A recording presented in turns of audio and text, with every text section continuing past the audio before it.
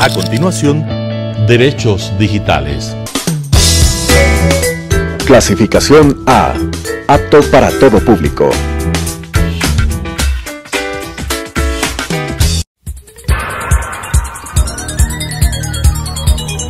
Las opiniones vertidas en este espacio por la producción y dirección del programa son de exclusiva responsabilidad de sus autores y de quienes intervienen en ellos. Telesucesos Canal 29 UHF presenta Derechos Digitales, un espacio de construcción de cultura digital y datos para todos, con la conducción de Daniela Macías y Matthew Armijos. Derechos Digitales. Bienvenidos a Derechos Digitales, un espacio de construcción de cultura digital y datos para todos. El día de hoy, junto a Matthew Armijos, abordaremos un tema que ha estado bastante controvertido en estos últimos días, que es justamente a la inteligencia artificial y su aplicación en las creaciones artísticas. Por ejemplo, en canciones atribuidas o generadas por inteligencia artificial con la voz de artistas bastante reconocidos y cómo esto puede afectar los derechos de propiedad intelectual de las personas. Asimismo, los avances de la inteligencia artificial han ido creciendo exponencialmente.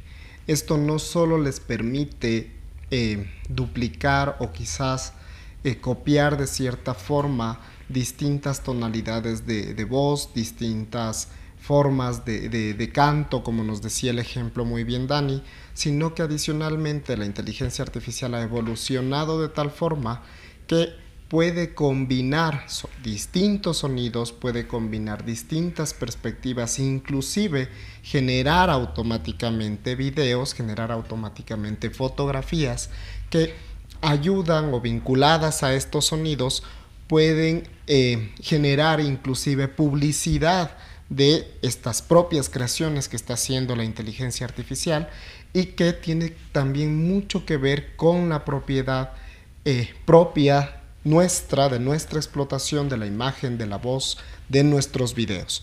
Entonces, todo esto que se está vinculando hoy en día con la inteligencia artificial está generando ciertos problemas por derechos de autor, está generando diversos problemas por el tratamiento de nuestros datos, cómo nuestra voz puede estar vinculada a una inteligencia artificial y la inteligencia artificial otorgarle palabras a nuestras voces para que puedan emitirlas. Esto también no solo conlleva una afectación a derechos de autor, sino que también puede conllevar un riesgo bastante alto. ¿Qué es lo que pasa con dispositivos que tienen reconocimiento de voz? ¿Qué es lo que pasa quizás con figuras públicas a los cuales se les puede duplicar la voz y sacar diversos mensajes, quizás un mensaje de xenofobia, un mensaje de homofobia, un mensaje de guerra, que quizás podamos estar expuestos viendo todos estos alcances diversos de la inteligencia artificial? ¿Cómo controlar esos aspectos? Es importante discutirlos, al menos en un principio, de forma que esta inteligencia artificial, que es una herramienta muy buena, se la utilice para el bien, no se la utilice para el cometimiento de delitos. Que es más, esta generación de estos nuevos aspectos de la inteligencia artificial, que ya puede crear o duplicar la voz de determinada persona, ya podría generar o dar aparecimiento a nuevos delitos, quizás ciberdelitos, que van a estar inmersos en todo el camino desde la construcción o el entrenamiento de la inteligencia artificial, desde su concepción, desde su diseño, hasta aquellos productos que se van sacando y que tienen por detrás un aprovechamiento económico, y ese aprovechamiento económico debe ir a quizás alguna arca de la persona que está detrás de esta duplicidad de las obras.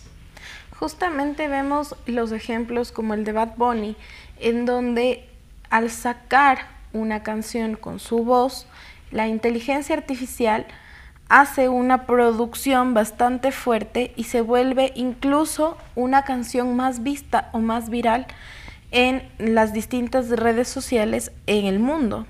Esto afectando no solo sus derechos de propiedad intelectual, como tú lo bien manifiestas, pues definitivamente hay que empezar a establecer que el autor de la letra de esta canción, si bien no es Bad Bunny, también debe tener derechos y también tiene que gozar de una protección frente a esta creación artística. Sin embargo, empezamos a ver la necesidad de reconocimiento de la inteligencia artificial entonces como un sujeto que requiere ser protegido en este tipo de derechos. Problemáticas tenemos diversas y que deben ser abordadas desde distintos puntos de vista, evidentemente. Una es el tema de derechos de propiedad intelectual, los derechos de autor, que básicamente reconocen o dan una protección a quien ha creado algo, sea una canción, una letra, una obra literaria o cualquier tipo de obra. En su creación se protege a esta persona que es autor durante toda su vida y hasta 70 años después de su muerte, reconociendo o atribuyéndole derechos orientados a la, como tú bien manifiestas, explotación de esa obra y recibir ciertos réditos económicos e incluso recibir reconocimiento frente a la obra y su distribución, su uso y su explotación. Entonces, de estos derechos de propiedad intelectual, por una parte, tenemos un reconocimiento moral que va justamente a la atribución de que yo soy el creador de esta obra, y derechos económicos que están orientados a mirar cómo esta obra se está explotando o cómo esta obra se está distribuyendo. En este caso puntual, vemos que la inteligencia artificial no es una persona a la cual se le reconozcan derechos asociados a la dignidad humana, ni tampoco a la cual se le reconozcan derechos desde la perspectiva económica. Entonces empezamos a ver la necesidad de que en la normativa se empiecen a incluir justamente estas limitaciones o no limitaciones y reconocimientos frente al uso de inteligencia artificial. ¿Quién es realmente el autor de esa letra? El autor de esa letra es la máquina que en su procesamiento de información pudo crear una canción, o es el autor de esa canción quien le solicita a la inteligencia artificial generar la canción, o es el autor de esa canción o de esa letra de canción la persona que ha realizado las configuraciones o las programaciones necesarias para que la inteligencia artificial funcione. Cuestionamientos que realmente no han sido abordados hasta ahora desde ningún punto de vista normativo en nuestra legislación. Existen otros países donde empezamos a ver ciertas iniciativas orientadas muchísimo al ámbito ético, ¿no? ¿Cuáles son los principios éticos de la aplicación de la inteligencia artificial? Pero todavía no vemos problemas jurídicos de fondo, porque vemos una canción que está creada con la voz de una persona y vemos que además genera mucha ganancia por la cantidad de veces que ha sido reproducida, no solo en un sistema como YouTube, sino en TikTok, en Facebook, Instagram, X, etcétera, en donde se está generando una viralización de la misma y por lo tanto hay una ganancia y un rédito económico por detrás. Y en consecuencia, al existir este ecosistema, ¿a quién le pago? Como organización, yo como YouTube, que pago por número de reproducciones un monto de dinero, ¿a quién le hago llegar ese dinero? Le hago llegar a Bad Bunny, que es quien de alguna forma la interpreta, pero por otro lado empezamos a ver que también en la interpretación queda muy difuso, no es claro quién está interpretando la canción, porque no es Bad Bunny la persona que está prestando su voz para ejecutar la acción de interpretar la letra que está siendo generada, sino que es el timbre de su voz y toda la metadata que tiene su voz, la ecualización, la programación, los beats, etcétera, todo, la vocalización, etcétera, característica de este artista la que está siendo utilizada. Entonces también vemos que empieza a generarse un problema de datos, porque desde la perspectiva del artista, yo como artista que estoy siendo útil o que mi voz está siendo utilizada, que la voz además no solo nace de la perspectiva del dato, es un dato personal porque es mi voz característica que no se repite,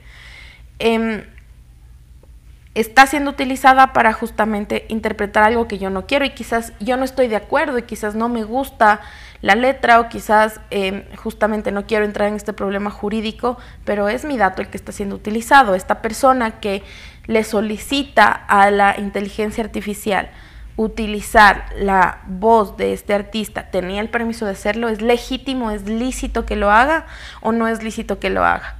Y en el caso de que no se le haya solicitado o se le haya dado un comando exacto a la inteligencia artificial para que utilice esa voz y lo hizo de forma autónoma, ¿a quién sanciono por no hacerlo de forma legítima? ¿Sanciono a la persona que la utiliza o sanciono a la persona que la genera, la crea o la codifica de forma adecuada? Entonces empezamos a ver que también existe un problema de datos, su legitimidad, su licitud, pero también empezamos a ver que hay otros derechos como el derecho a la propia voz, a la propia imagen, que también están ahí de alguna forma confluyendo y que empiezan a tener problemas, porque yo tengo derecho a que mi dignidad sea respetada como persona, y si mi voz está siendo utilizada y mis datos soy yo mismo, y si tengo derecho a la propia voz y tengo derecho a la propia imagen, ¿qué es lo que está pasando? ¿Alguien está transgrediendo un derecho o a alguien le debo reconocer un derecho adicional? Entonces, ¿hasta dónde voy a dar protección?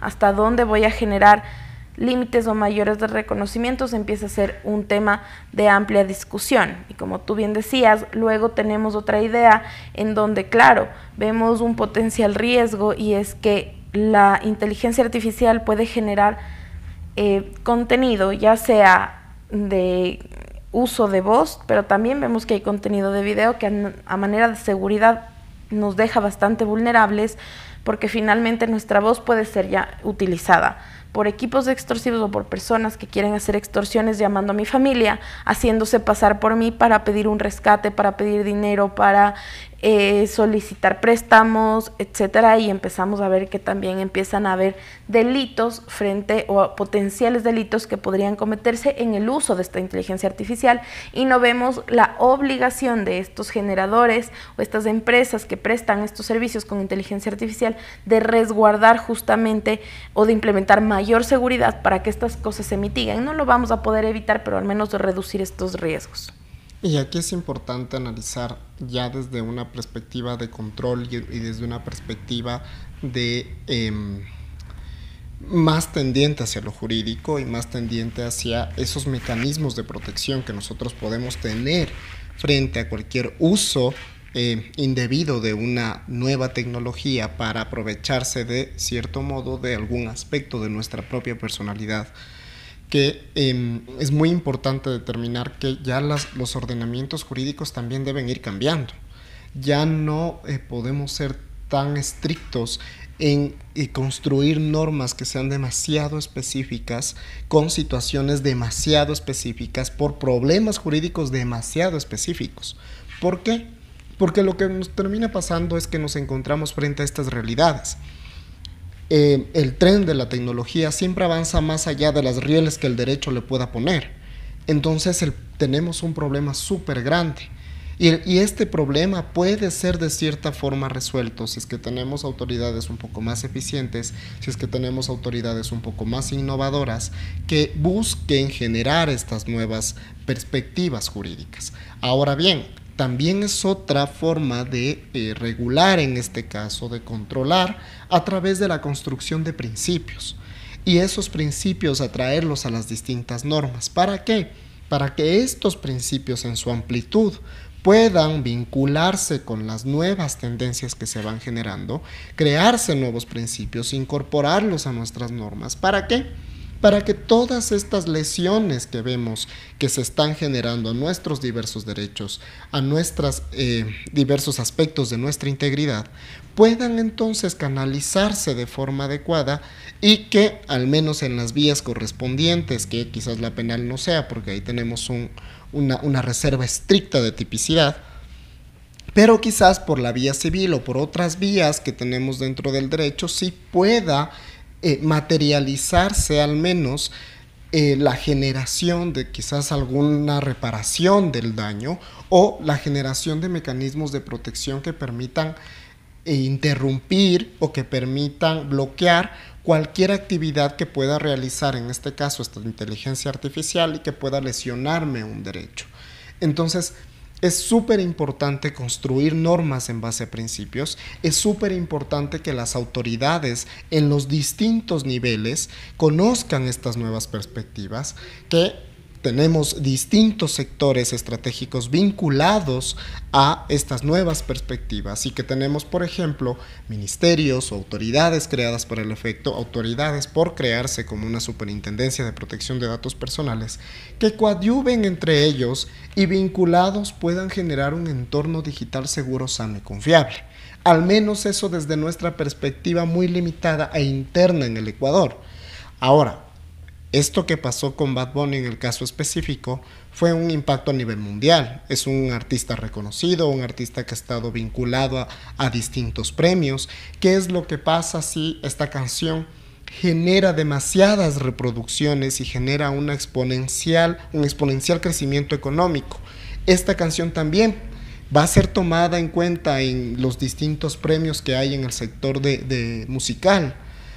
¿A quién se le va a atribuir ese premio? ¿A quién se le va a atribuir la autoría? ¿Qué va a pasar con lo que resta ya de la canción, lo que está generando actualmente? Existen algunas plataformas que parece que la han desvinculado, como por ejemplo Apple Music, Spotify, que son aplicaciones que te pagan por reproducción. Sin embargo, vemos en otras plataformas como TikTok, vemos en otra plataforma como YouTube, que también te pagan por ciertos niveles de reproducción, que en estas plataformas no se ha eliminado y que es muy difícil eliminar. ¿Por qué? Porque la gente va descargándose esa canción, ya comienza a generar nuevos enlaces, ya comienzan a generar nuevos videos con letra. Otra persona se descarga ese video con letra y lo sube a su propia cuenta. Entonces comienza a viralizarse en la propia aplicación sin control, y esto lo que genera es un desaprovechamiento económico por parte de la persona que puede atribuirse como autor, y genera un aprovechamiento económico quizás un tanto ilícito desde la perspectiva en que se está apoderando de estas tonalidades, de esta distinta metadata que, como nos explicaba Dani, que contiene la voz. ¿Para qué? Para generar un provecho económico. Entonces, ahí es importante que construyamos estos pilares desde la perspectiva de principios. ¿Para qué? Para que nos orienten al desarrollo normativo y a la ejecución de acciones de control de forma adecuada. Ahora, a nivel internacional también es súper complicado. Aún no se están discutiendo problemas jurídicos específicos porque son tan diversos y que se generan todos los días.